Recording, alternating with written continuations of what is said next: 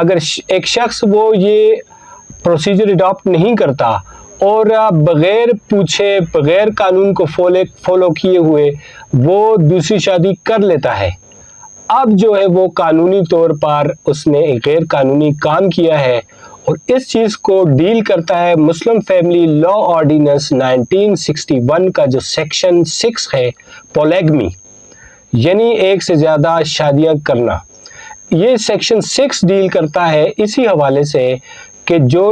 جس میں یہ پروسیجر بتایا گیا، جو میں نے ابھی آپ کو بتایا کہ یونین کونسل کے چیئرمین کو اپلیکیشن آگے جو پروسیجر ہوگا۔